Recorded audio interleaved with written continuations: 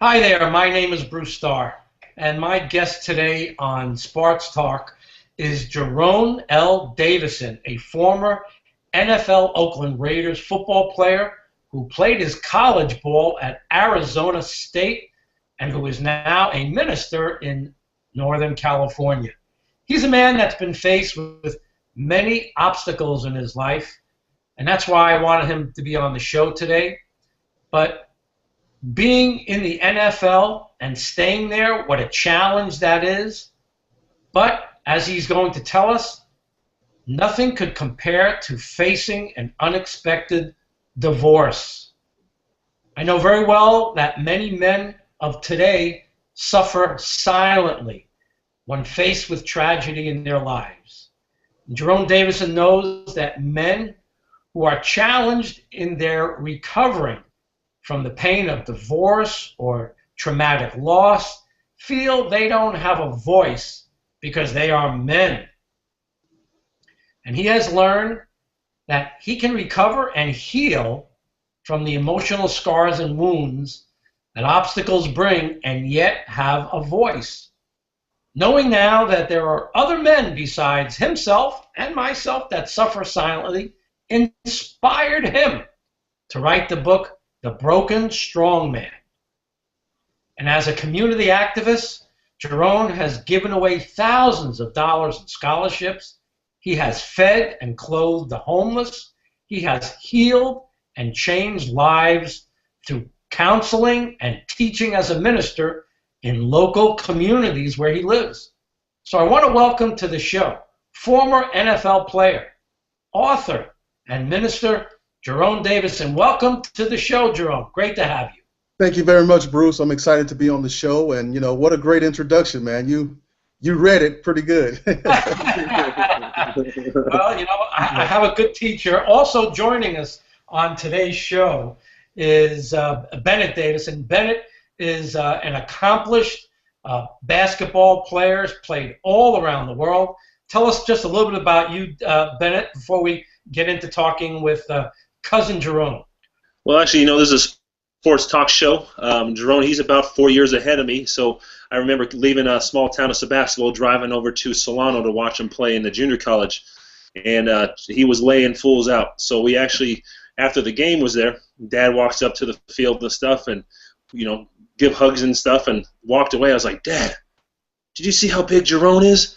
I want to be that big one day. So he was kind of like, he paved the ways of how to go from a small area, non-recognized, to a junior college, to a prime school, to the professional. So it was a good little, he set the path in which it was easier to follow.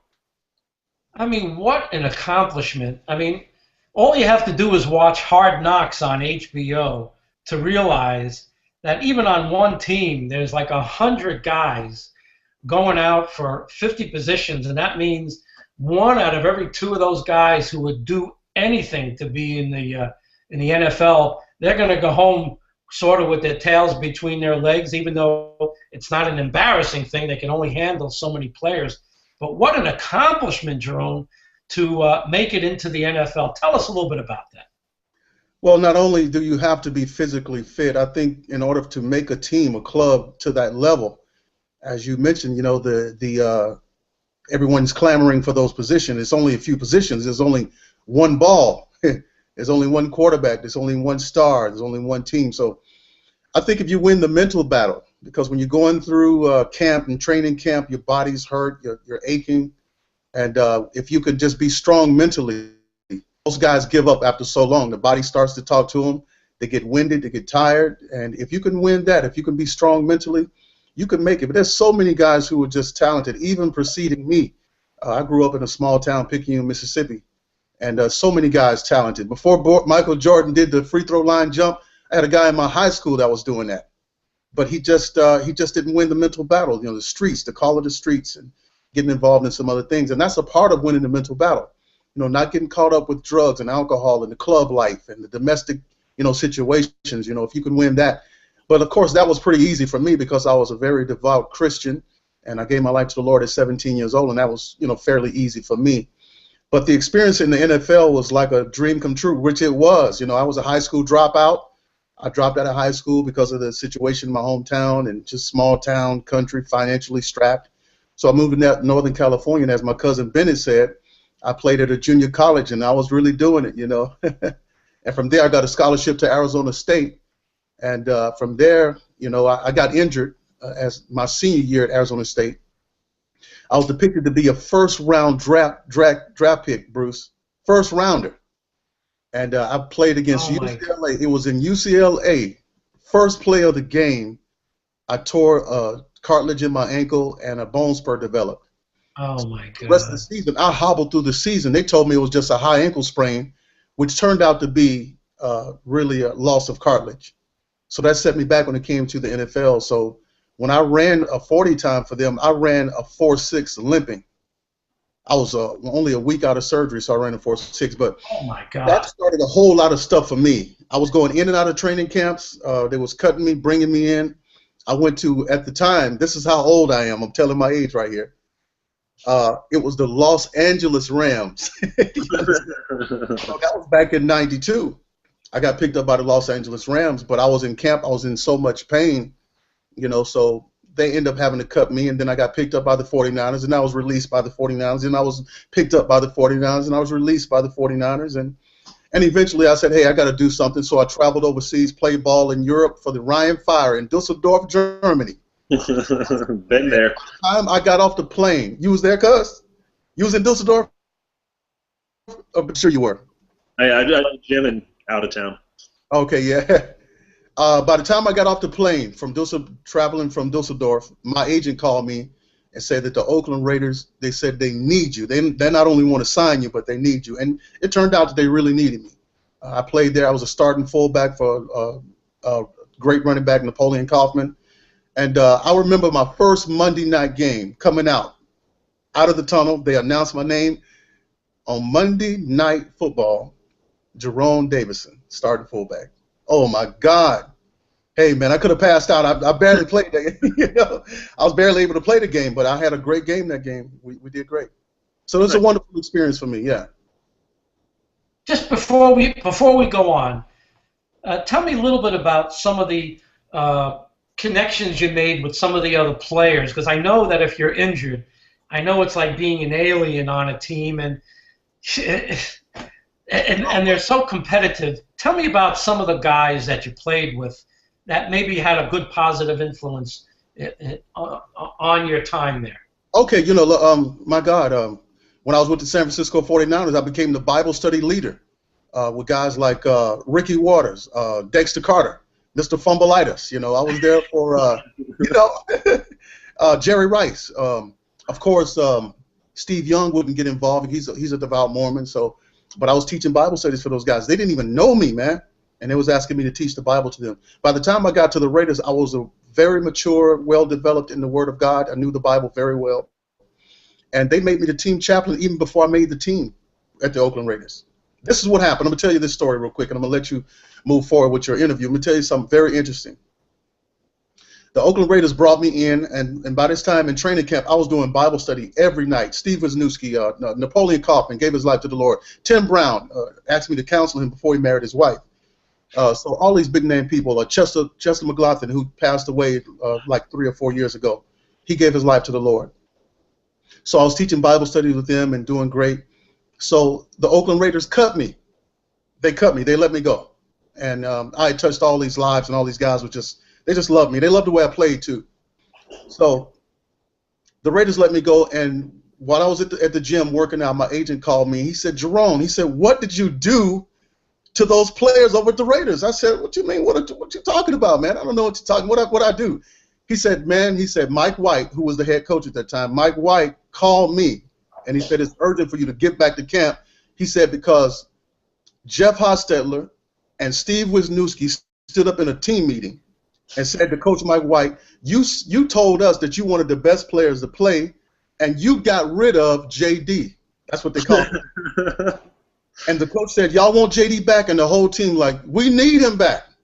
Because I was knocking people out in preseason. I was knocking them out. You know, I had my concussions, but I stayed awake. Tell me your size, because we, you know, when you were playing around that time, what was your size? Well, 6'1", 235. Wow. At Arizona State, I was 6'1", 220. At junior college, I was, 200, 220 in and out, and I was a track star, ran track, and I could play basketball. Bennett never got to experience my jump shot. Never. I got a smooth jump shot, cuz. You got a jumper? Yes. What? Nice. We're born with it. That's right. It's a Davison thing. Guys, when I watch NFL football games now, and it pains me to see top player after top player getting injured. I mean, it's just it's beyond, for me. It's beyond. It's almost like I can barely watch the game because of the top guys that are getting injured, and they're not getting up either. They're being carted off the field, one after another after another. Jerone, is this something fairly new? Because when I was a kid, and I'm going to date all you guys, and I'm not going to say what teams I was watching, but when I was watching the old New York Giants, those guys were together for 8, 9, 10 years. Those offensive lines were together for years and years, and defensive lines, Jim Catkavage and Roosevelt Brown, and oh my God, there was never any room for rookies. What is going on now? Let me tell you, it's the money, man. Money has made the league soft. It has made the league soft. You can get a rookie who come in and have not played a down, and his bank account has surpassed everyone on the team almost put together. And they baby him in practice. They put a red jersey on him and treat them all like quarterbacks because they are an investment. They are a major baby of the team.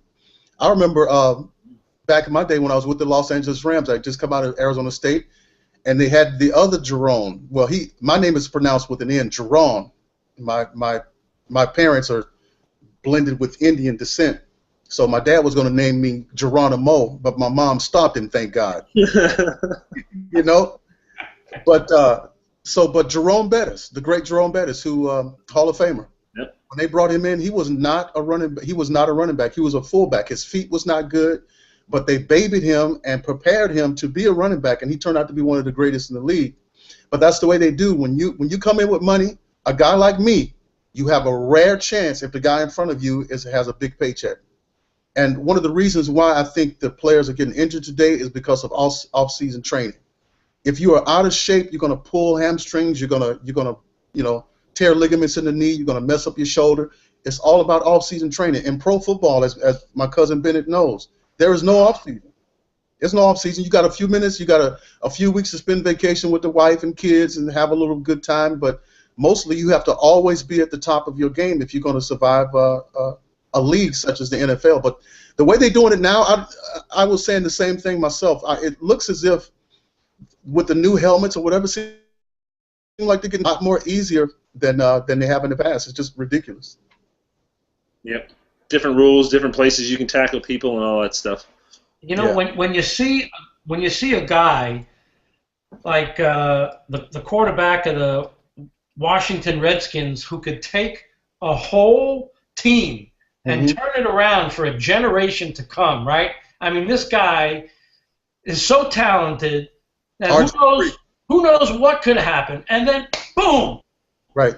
Someone runs him down, breaks his knee, and that's it for a whole generation for that team. Look what's happening now with Cousins, the poor guy, talented football player. He's got like 8 or 9 interceptions in the last week or so. Well, college is a whole different beast. When you step into the NFL, it's in college you have, on the field with you, if you're a very talented player like RG3, you're high-ranking, fast, and you stand out like a thumb on the team, maybe 4 other players on the same field that could equal your talent. By the time you get to the NFL, you got 11 guys on the other side of the ball that's just as great. You're going to find a few teams. I remember back in the day when you were in the NFL, you could look at a team like the Cardinals and say, okay, that's a win. Seattle, okay, that's a win. But no, it's changing, man. I mean, everything is really changing. So by the time you get to the NFL, I think RG would just do better with being a pocket passer first and then using his legs second. Well, he's lucky if he gets to be a pocket passer now. You think so? Hey, with all this and these stories and NFL experiences, and for the short burst, the professional athlete's life is very short. Your experience with the NFL, and then you transition into preaching. What was that? I mean, obviously, like you said, at 17, this has been your calling. But what was your kind of like that transition from NFL to becoming a preacher and having your own church and that type of stuff? What was that whole experience like? It was lonely, because it was very lonely. It was difficult to walk away from the game, because when I left the game, when I decided to resign and just walk away from the game, I was the Oakland Raiders had let me go, and I was approached by the Pittsburgh Steelers. I was approached by the New Orleans Saints, Kansas City Chiefs. Kansas City Chiefs really, really wanted me, and I thought to myself, all of those are cold weather teams, and if they're not cold weather, they play on the turf. And I have a bad ankle injury. I have osteoarthritis in my right ankle. Yeah. And I've had it since college, and I just couldn't see myself doing it. And if I did do it, it would probably equal hobbling for the rest of my life. So I had to let that go. So it was really kind of bittersweet. But although I love God and I love His ministry and doing the work of God, and I think it's one of the greatest, actually, no, it's the greatest privilege of my life to preach the gospel and do something for the King of Kings and the Lord of Lords. But that transition was very lonely for me. I had nobody to mentor me from that transition to the NFL and to ministry. I just kind of winged it and asked God to help me along the way. And I studied and I prayed, and I just developed. It's kind of like that emerald, it's being developed under pressure. Yeah. And I was developed under pressure, and I do pretty good as a minister now. So one of the interesting things that I found out about you, Jerone, is that you met someone when you were younger, someone in, whether it was junior high school, high school. I'd like you to tell me the story about your first marriage, if you would. Oh, yeah. Well, see, just to give y'all a little insight into my personality, I've never been a smooth ladies man. I've never had like the lines, like you, Bruce. I've never had the lines to approach the women. Yeah, I agree. He's not going to argue with that. Look, I never had a line. I never developed a line. You're like, what's your sign, or whatever the case is. But the women always approached me, and the type of person I was is that when I had a girlfriend, she was my girlfriend. It was almost like a marriage. I didn't have anybody else. She was mine. I expected her to stay faithful to me. So, and my mom warned me about that. She said, you're in high school, just have fun, don't act like you're married. But anyway, I moved to California. I left from Mississippi, moved to California, and got deeply involved in the church. At the same time, going to junior college and playing football and all that stuff. And I met this lovely young lady at a church picnic. She was wearing a dress. She looked a good church girl, and she was very beautiful, very outgoing. And we dated for a little bit. We talked on the phone some, and before I knew it, I was off to Arizona State. And I came back and I engaged her. We got married, and we just had a wonderful life together. 5 children, and she's a singer. She could sing, and she had a CD out, and she came from a preaching family and a singing family. And I was fresh into the church. My mom was in the church. My dad was not, of course. When I talk about the Davison men, that's what we know what you're saying. Right. So, but my mom was very heavily into the church, and her prayers and her life, it drew me into, loving Jesus and loving God. And she purchased me a Bible for my 15th birthday. It was the best gift she ever bought me. I mean, I've had motorcycles, mopeds, 3-wheelers and all that stuff, even a car. But the best gift she ever bought me was a Bible. It's kept me out of so much trouble. It's kept me in a lot of peace and victory. And so, yeah, we had a wonderful life, married, about 18 years. And then something terrible happened. I mean, something beyond my thoughts, something beyond my dream. I've never even planned or prepared for that. I never thought it could happen. Me, my wife stepped out on me, and it was one of the most heartbreaking things I've ever done. As a matter of fact, I preached a few messages, preaching the gospel so long. I preached a few messages on forgiveness. But when this situation came up, I realized I knew nothing about how to forgive somebody, because I had never been hurt like this before in my life. Never been hurt like that. So I asked God to help me. I need you to help me understand what forgiveness is like. How do I forgive? where do I begin? You know, first of all, I'm trying to survive emotionally and mentally and physically. I wasn't eating. The stress was kind of starting to wear away at my body, and some different things was going on in my body. I had to go to the emergency room several times. I had developed a sciatic nerve through the stress. And, you know, I don't know if either one of you guys have had a sciatic nerve, but it's a painful, painful thing. I even had a hot nail in your spine, yeah. Yes, indeed. It's like a toothache all up and down your leg. And I had a dream one night that I just sawed it off. I just had a dream I cut it off. I was in so much pain, but yeah, I loved her. I loved her. Let me tell you something. This is between us guys, you know. I never even flirted with another woman as long as I was married to her. Let alone, I never even flirted. You know, I was satisfied with her, and, you know, I was just really happy with her and just in love with her every step of the way. But, you know, things happen, and that's what happens in life. You know, part of the work that I do, Jerone, and we talked a little bit about this earlier in the day, part of the work that I do as a relationship coach and trainer is coming to terms to realize that men are at a tremendous disadvantage when it comes to healing from such a huge event like this. Mm-hmm. You know, a lady, you know, it's debatable whether a man, it's possible, we talked about, a man could actually have deeper feelings for a woman that he really loves than possibly a woman having deep feelings for the man that she loves. We'll never know. You really can't compare. But certainly when someone genuinely, in a healthy way, loves another person, it runs very deep. And I had my heart broken when I was 18, 19 years old. And I've got to tell you, the direction that my relationships took from that point on changed dramatically. I was scared to death to put my heart on the line and dare to love someone. What happens if they reject me? What happens if they dump me? I mean, the pain, like what you're saying, is off the charts. Yes, absolutely. Well, you know, is equal to his private part.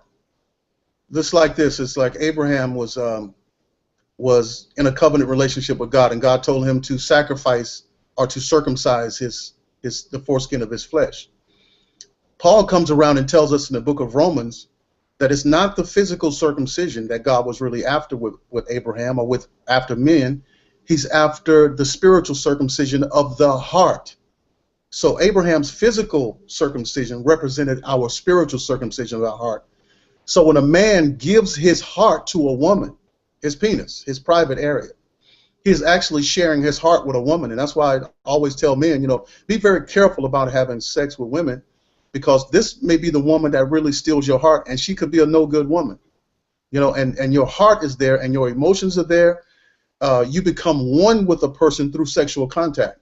And when you become one, you become mentally, emotionally, spiritually, and physically tied to that person. I always recommend to young people, hey, I know you love the girl, I know you love the guy, he's fine, she's sexy and all that good stuff, and she's cute and all that. But if you have sex with him, you have to be very mature, because this very person could reject you and leave you to deal with the stress and the mess of coming out of a soul tie that didn't go right. You know, but yes, I believe one of the things that I mentioned in my book, The Broken Strong Man, is that I believe that good men, love harder than good women. I believe that good men love harder than good women, which is why you see most men who, after getting cheated on, after discovering their wife has cheated on them, they usually either do something physical to the person, do something physical to the woman, and God forbid, and I don't teach or train or suggest that men do these things, but just statistically speaking, men have a history of committing suicide with themselves. They first of all kill the wife, kill the lover, and then kill themselves. Women don't do that.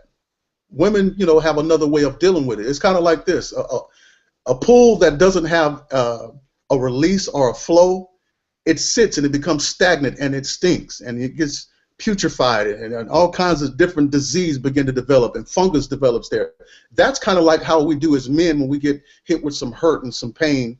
You know, we rarely reach out of outside of ourselves to get it out. Women talk to everybody, men trying to keep it to themselves, so we suffer in silence. Very much so. And so let me kind of like put this all kind of in together. You know, you came from a small town, an impoverished town in Mississippi, to come out to California, going through the steps of junior college. You know, every waking day is the church and the college to a Pac-10. Then you go to NFL. Then you go to 18 years of marriage, and then you're late in life. You know, maybe in your late 30s, and then you're dealing with this huge thing that just like I felt like I've never failed at anything in my life, and now to feel that I failed in something, you know, and you've put those words, and I remember you sitting there telling me, he's like, I looked on the internet, who do I counsel, who do I talk to about, you know, no preachers have been written any books or any articles specifically on infidelity, you know, and you've taken that void, taken those events that have brought you to where you are now, and you've created the Broken Strong Man. Tell us about that. I was broken, but I remained strong, because I've learned to be mentally strong. You know, I've learned to be spiritually strong, physically strong. I still, at this point, Cuz and Bruce, I just want y'all to hear this pretty good. I still, at this point, lift over 400 pounds on the bench press. Wow. I still bench. I can do a deadlift with my legs and full body, not 400 chest. But you're right. I felt like a failure. And one of the questions I talk about in my book, one of the questions, the things that it tortured me, it wouldn't allow me to sleep. I couldn't eat. I lost so much weight. I was just tortured. But by the time I got around other people or around my children, I had to suck it up. But one of the things that tortured me was why. I asked myself why. I would get some answers. But then those questions or those answers would lead to more questions. So I had to stop asking why, because it tortured me, and it just took me down a path that never ended. And it may be some people listening to me today, some men listening to the show, and they're asking why. Why would the wife do that? Am I not endowed enough for her? Am I not handsome enough for her? And I battled with that too. The feeling of insecurity tried to overtake me, but I wouldn't allow it, because what I said to myself was this, is that everyone is an individual. Everybody have their own decisions. And you know what? I've been a great man, a great husband, great provider for her. And if she decides to step out and feel curious about doing something, well, then that's on her.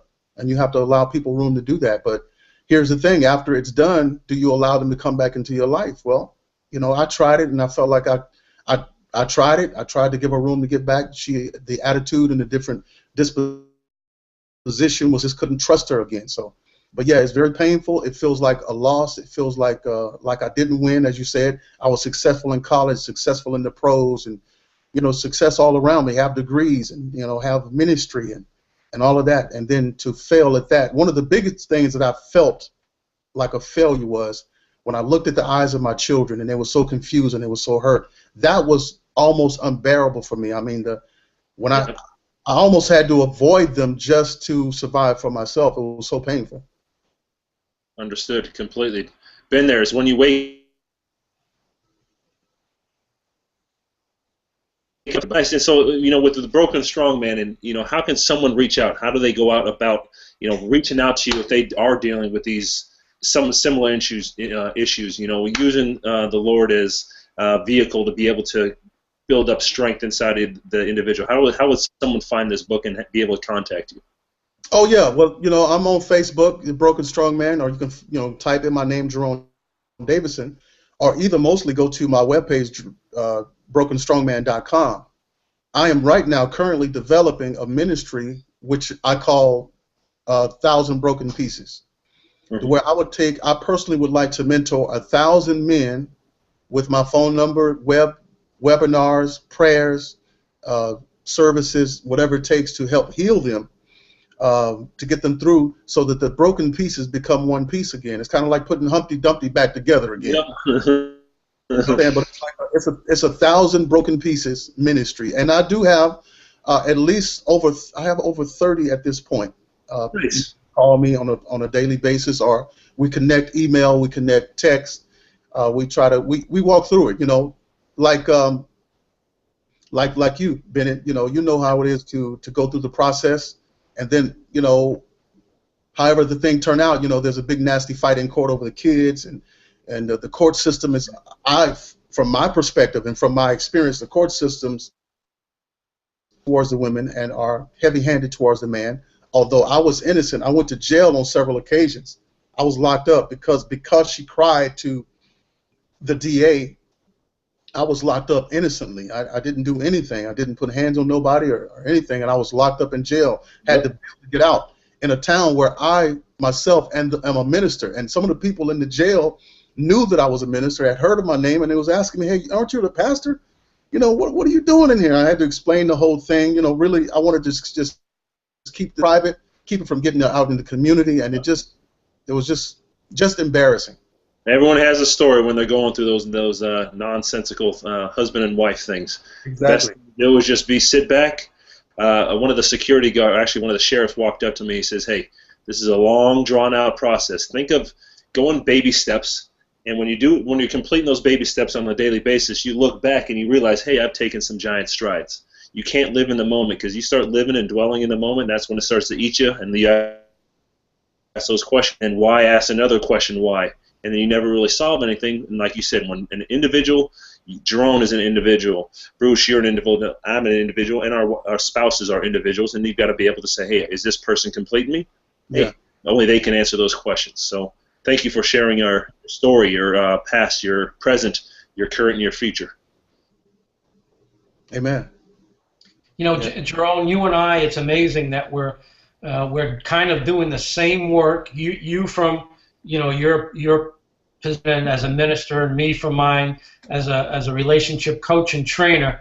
And I would love for someday sooner than later for us to join forces and see how we can help men out there who for the most part don't have a voice, just like you said. Yeah, absolutely, man. I feel like the more men that we could reach and cause a dialogue among men.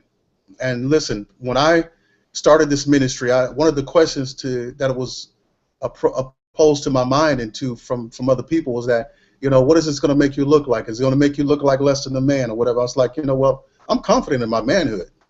And because I'm strong mentally and spiritually and emotionally, and it's kind of like what Jesus said. He said this. He says, if these things happen to a green tree, he said, then most definitely it's going to happen to the twigs. So I'm a strong man. I was a great man, never cheated, never beated, great provider. And if these things happen to me, well, then I know it's happening to other men too, and that's why I decided to write the book. And I feel like my story and the advice that I would give in the book is going to be a blessing to thousands of men nationwide. Well, it's been an honor, Jerome, to have you on the show and to hear your story. Fantastic. What a great guy. Stronger than ever in your life and in your spirituality and your beliefs about the world around you. So it's an honor to have both of you guys on, Bennett and Jerome. Thank you for being on this show, and I hope we get this out to thousands and thousands of men, because having men, this world is headed in the wrong direction, and I feel, Jerome, that you are a wonderful, wonderful vehicle to start the process of healing men, and I'd love to come along with you. Thank you very much, and you can consider it done. Love to have you on my show, The Broken Starr. Of course, I already have it set up with Bennett already. Oh, look at that. Hi. Okay. Kenya, 10 years old. Hello, Kenya. So these are two big guys. One's a big old football player. One's a big old basketball player. I can guess who's who. Yeah, look at that. Thank you. She can guess it. Why? Because I got a big head like a basketball? Is that why? You're funny, Bennett. Okay, guys. Great, great show. I look forward to doing your show tomorrow, Jerome, and doing a lot more work with you, Bennett, spreading the word out there about healthy living, healthy life, healthy sports, and just great having you guys. Thanks for being on. Thank you, guys. Bye. Good night.